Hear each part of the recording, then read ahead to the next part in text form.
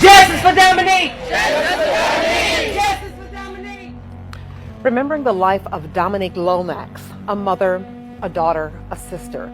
The 27-year-old was identified this week as the woman who was found burned on the side of the road at homes in Swinnea. Have you ever heard a story so chilling? It makes you question how something so cruel could happen to someone who just wanted to live a normal life. Because what happened to 27-year-old Dominique Lomax isn't just another crime story. It's a haunting mystery that left a family shattered, a community angry, and the internet asking one simple question. How could this happen? Before we dive deeper, take a moment. If you care about real stories, about truth and justice, hit that like button, subscribe, and click the bell icon so you never miss a new upload here on Shadow Crime. It only takes a second, but it helps us bring you the stories that deserve to be heard. Now, let's talk about Dominique. By all accounts, she was a vibrant young woman, full of energy, loved by her family, and known for her kindness. She lived in Memphis, Tennessee, and if you ask those who knew her best, they'll tell you she had a smile that could light up a room. But behind that smile, Dominique had her struggles. Like many people try to make their way in a world that isn't always kind. She was trying to build something better for herself and for her family, but she trusted the wrong people. In early September of 2023, things took a terrifying turn. According to reports, Dominique's mother last saw her around September 4th. She had plans to meet someone, a man known only as Rico. Some sources say her boyfriend dropped her off that night near an apartment complex on Highland Meadows Drive. She texted, "I'm finna walkin'," and that was the last message she ever sent. From that moment, Dominique vanished. Her phone went silent, her social media inactive, and no one heard from her again. Her family knew something was wrong. Dominique wasn't the type to just disappear. Her mother called, texted, even drove around searching for her, hoping maybe she'd show up at a friend's place or call back with an explanation. But the silence was deafening. Days later, the unthinkable happened. On September 6th, Memphis police responded to a fire near Swinnea Road and Holmes Road, not far from the airport. At first, they thought it was just another brush fire. But as firefighters put out the flames, they made a horrifying discovery: human remains.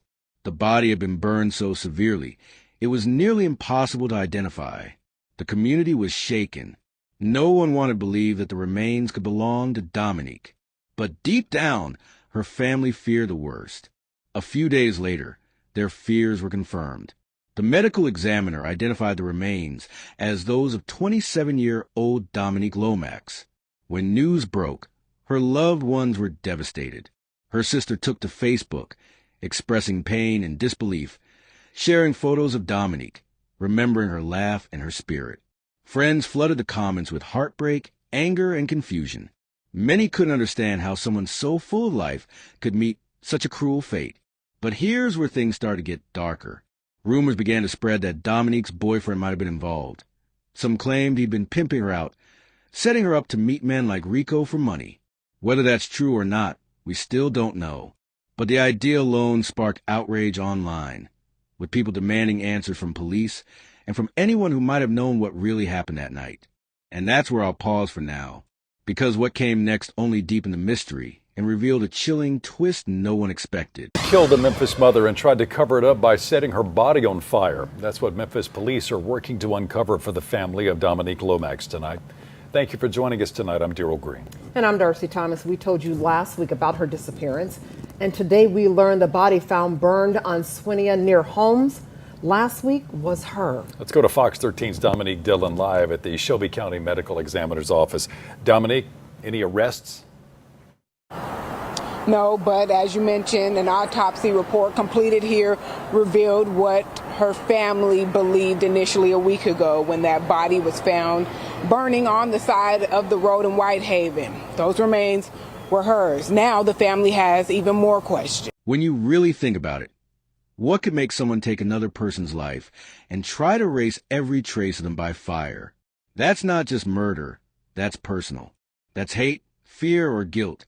And when investigators started digging into Dominique's final hours, a lot of questions started coming up that no one seemed ready to answer.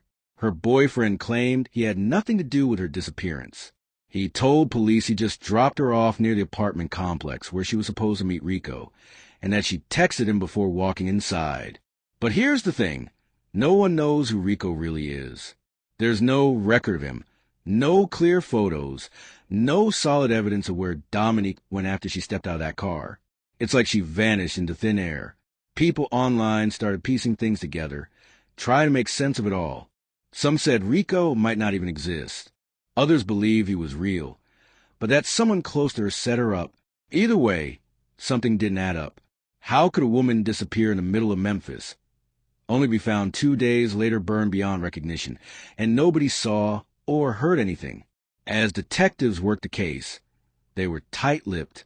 They didn't release much information to the public, and that only fueled speculation. Dominique's family, though, refused to stay quiet. Her mother and sister began posting online, begging for answers, pleading for anyone who knew something to come forward. You could feel the pain in their words, the disbelief that their daughter, their sister, had been reduced to a name on a police report. One of the most heartbreaking moments was when her sister wrote about how Dominique deserved better. She said, "She wasn't perfect, but she was ours." That post went viral, and it hit people hard because it reminded everyone that behind every headline, there's a real person, a daughter, a friend, a life cut short.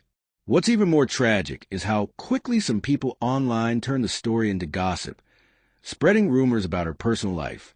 It's like they forgot that this was a human being, not just a name in a crime post. The family pushed back, defending her, reminding the world that Dominique was loved, that she was more than the way she died. And then came another chilling detail. Dominique's phone was later found, but not where you'd expect. Reports say it was discovered away from where her body had been burned, raising more questions about who had it and what happened in those missing hours. Was she lured somewhere? Did she try to escape? Or did she realize too late that she had walked into a trap? Each question led to another dead end. The police confirmed it was a homicide, but no arrests followed. No one stepped up to take responsibility. And that silence, that lack of justice, made the pain even heavier for her family.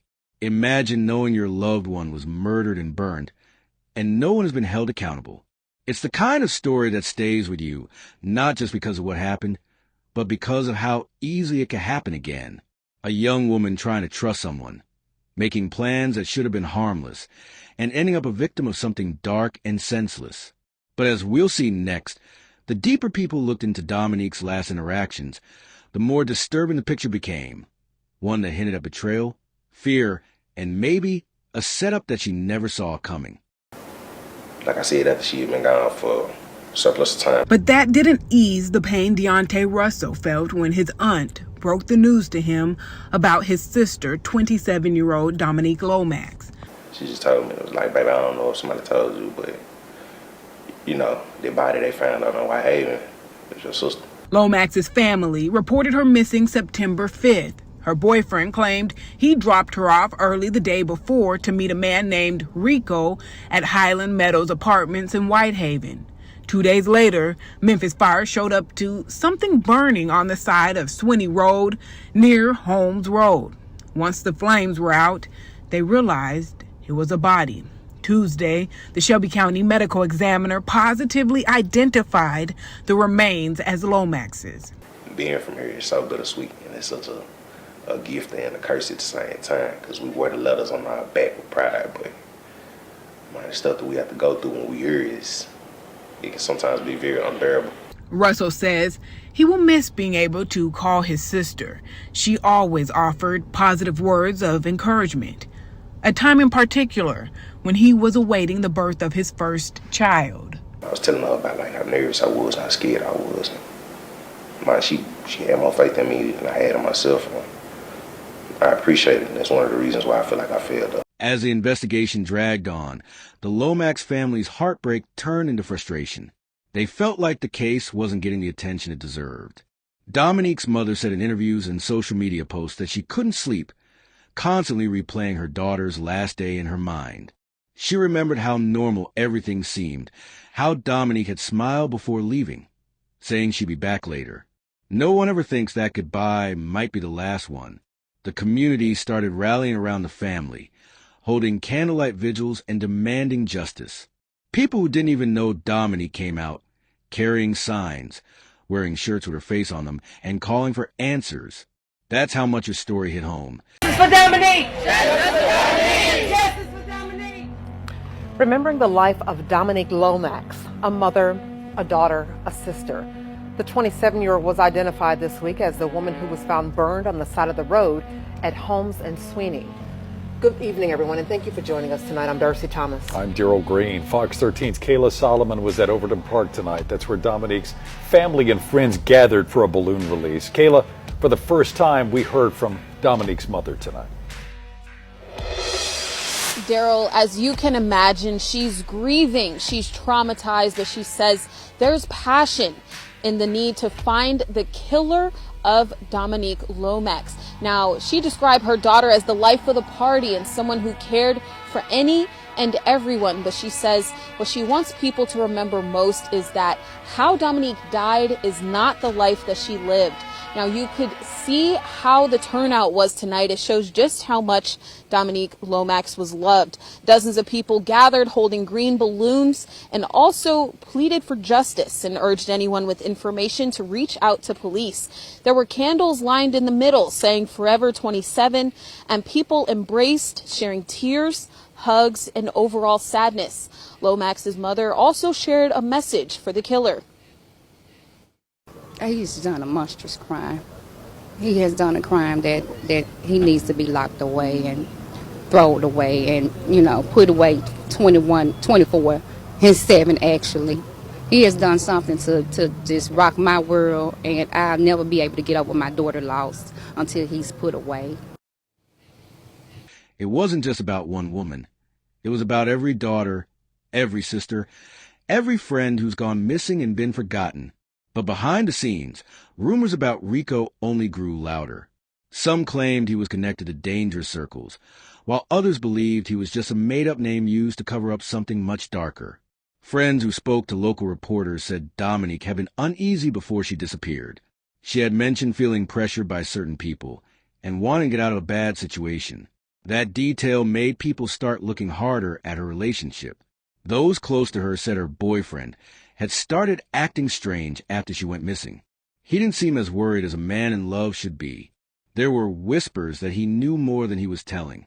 And when people began questioning his story about dropping her off, it started to crumble under its own weight. Why was there no camera footage of her arriving at the complex? Why didn't anyone in the area see her that night?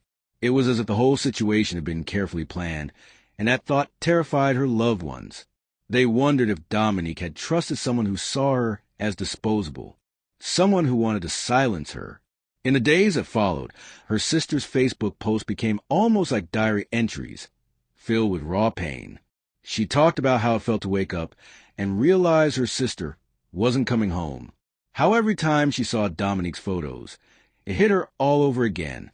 One post simply said, "You didn't deserve this," and thousands of people shared it. That single sentence summed up everything.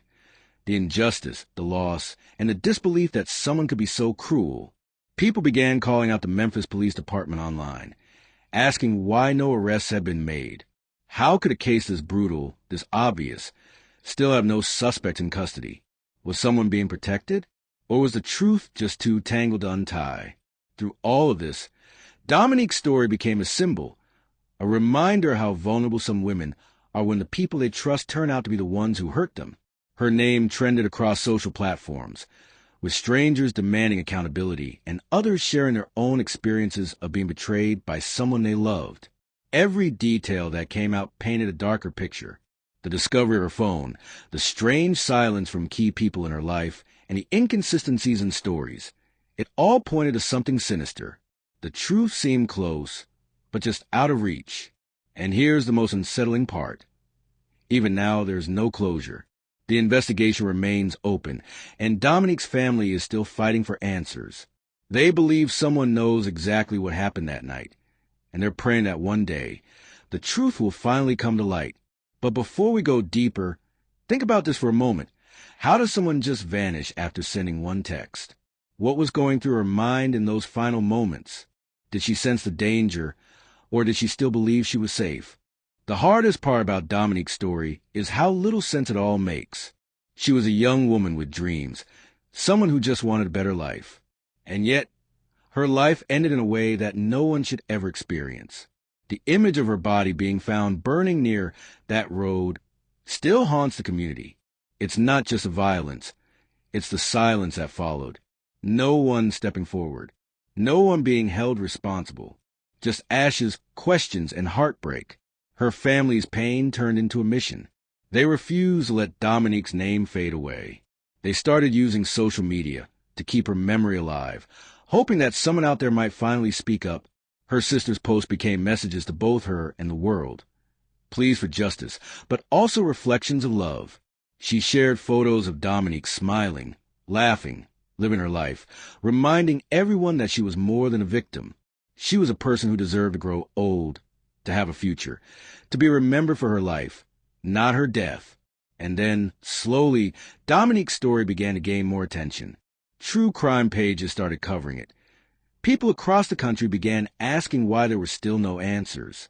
But the deeper everyone looked, the more it felt like the truth was buried beneath layers of fear and silence. Who was protecting whom? Why were certain names whispered but never officially mentioned? The more details surfaced, the clearer it became that Dominique had been surrounded by people who didn't always have her best interests at heart. Whether it was manipulation, control, or betrayal, someone took advantage of her trust. And when you look at that, it hits you. This wasn't just random violence. It was planned, intentional, and heartless. Every anniversary since her death, her family and friends gathered to light candles and release balloons in her memory. They say her name out loud, hoping that maybe the person responsible feels that guilt. Maybe they can't sleep at night knowing what they've done. Because justice might be slow, but the truth always has a way of coming to light. Dominique's case is still open, and that means there's still hope. Her family hasn't stopped fighting, and neither should we. When stories like this fade away, it allows the people responsible to keep living freely while families are left with pain that never goes away. That's why talking about it matters. Because someone out there knows what happened, and silence only protects the guilty. And now, I want to leave you with a few questions to really think about. Why do people hurt those who trust them most? What makes someone believe they can destroy a life and walk away? And how many other families are still waiting, just like Dominique's, for the truth to finally come out? If this story moved you, don't let it end here. Share Dominique's name, talk about her, and keep her story alive. Because she deserves to be remembered, not for how she died, but for who she was. And if you believe in truth, justice, and standing up for those who can't speak anymore, then make sure you subscribe to Shadow Crime. Hit that like button, turn on the bell icon, and join this community of people who refuse to let these stories be forgotten. Because somewhere out there, justice for Dominique Lomax is still waiting. And maybe, just maybe, you can help make sure it's finally served.